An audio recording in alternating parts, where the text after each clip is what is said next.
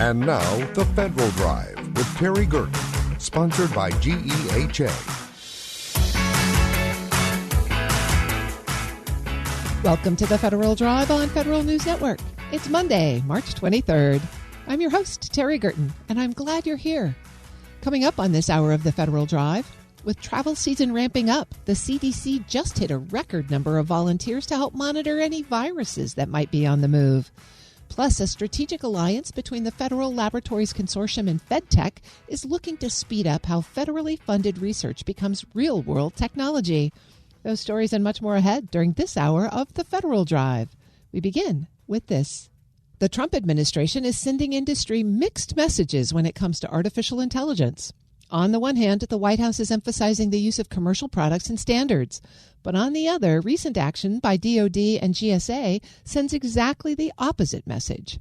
For more on how the administration is causing confusion and concern in the federal market when it comes to AI, Federal News Network's executive editor Jason Miller joins me now. Jason, thanks for being here. Oh, my pleasure, Terry. Not a day goes by when we don't talk about AI. How has this administration promoted the use of commercial AI tools and services? There's several things that the administration has done over the last year that really has just come out and said, hey, use these commercial AI tools, right? So if you go back to July, the AI action plan that came from the White House, Jessica Tillotman, who's an associate dean for government procurement law studies at the George Washington University, told me she thought the AI action plan was very hands-off. It was one of the most, what she called vendor-friendly overarching policies they've seen in maybe a long time. Then you look at some of the things that the General Services Administration has done around the OneGov deals, right? Like these deals are low cost, right? Top of the line models, giving agencies access to, and GSA is basically saying, hey, we want to lower the barrier. So you test it, you try it out, you try to, can we use this for certain mission areas, right? So they're trying to make it easy to use and then stick with what those tools are, whether it's, you know, Anthropic Claude or ChatGPT or Gemini or whatever, what have you. And then if you look at what the Office of Federal Procurement Policy has been doing with the FAR overhaul, again, real big focus on commercial standards and practices, real big focus of buying commercial technologies, reducing barriers to entry for vendors, right? So all these things are really sending a message that says, we want you to come work for the government and we're going to try to make it easier for you. But DoD and GSA did some stuff recently that kind of turned that all upside down. Talk us through that. Right. So on the other hand, you have the DoD Anthropic dispute. Now, folks haven't been paying attention. Basically, DoD has labeled Anthropic, their Claude large language model, what they call a supply chain risk. President Donald Trump ordered all agencies to stop using this large language model. And basically, there's a disagreement over contract terms, right? Claude and Anthropic doesn't want DoD to use it for mass surveillance of Americans or autonomous weapons. DoD says, hey, we bought this. We could do whatever we want with it as long as it's within the law. So there's this kind of headbutting. DoD came out with a basic policy that says all DoD must remove Anthropic products from its systems. Defense vendors must certify they're not using Claude in any of their DoD work within 180 days. So I think that's one thing that's just, wait a minute, you just labeled an American company a supply chain risk because you have a contract disagreement. And then the same day DoD did that, March 6th, GSA releases a 9-page draft clause for their scheduled contracts that really would turn up a lot of the scrutiny on AI tools.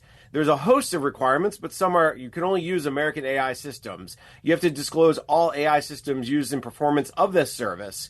The requirements that the government owns all data and all custom developments.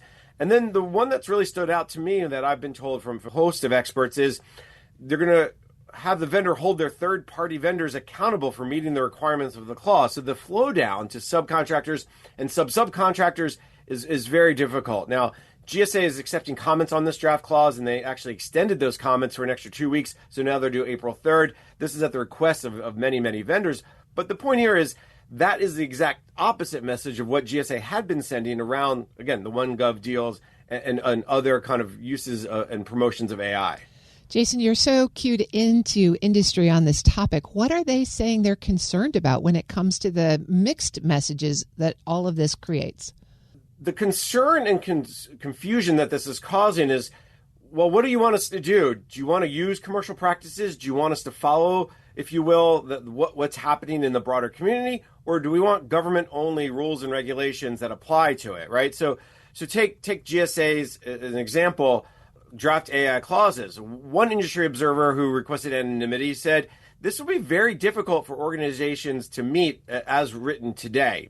And the concern they have is, would agencies and vendors start moving away from the GSA schedule, right? If these are very laborious, a lot of barriers to selling through and buying from, would they just use other vehicles, whether it's NASA SOUP or a different GSA contract like Alliant 3 that's just getting awarded, or Polaris, would they want to get access? And that would go against what they've done with this. It really does undermine the OneGov deals, which were all based on scheduled contracts and lowering the price, lowering the barriers of entry.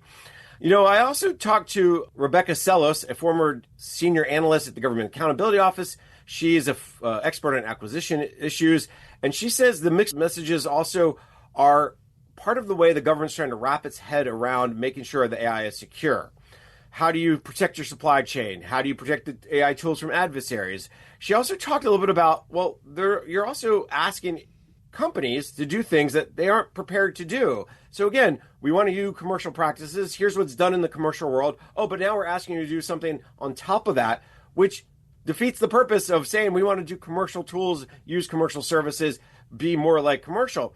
And finally, Tillotman, again, the GW attorney, talked about, hey, in a lot of ways what GSA is doing makes a lot of sense because they're trying to add more oversight and governance to the AI tools. But she said instead of using a scalpel, they actually used a hammer.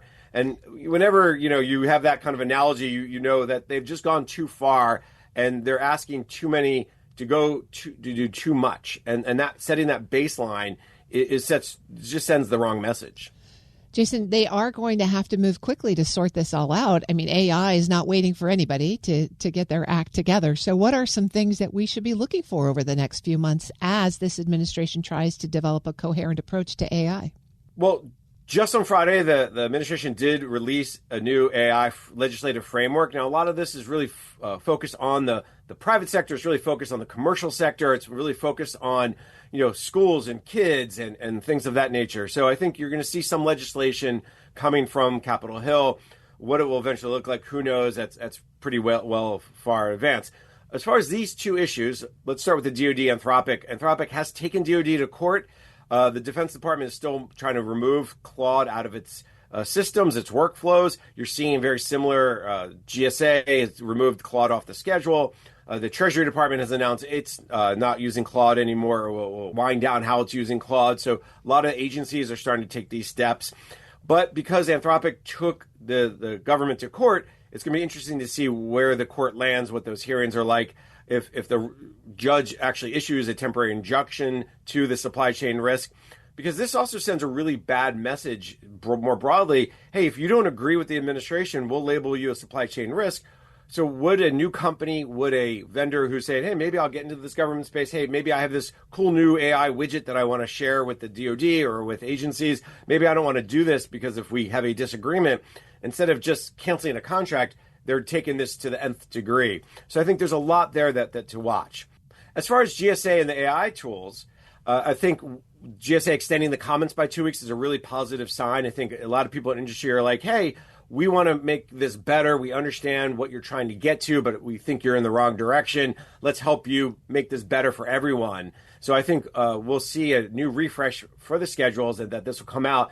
GSA said the current refresh number 31 the AI tools will not be in there. They said probably in refresh 32, whenever that comes out. It could be a few weeks. It could be a few months. That's Federal News Network's executive editor, Jason Miller. Jason, thanks for talking us through this. I know we'll be coming back to this in the future. Plenty more to watch, Terry. Always my pleasure. You can find Jason's story at federalnewsnetwork.com.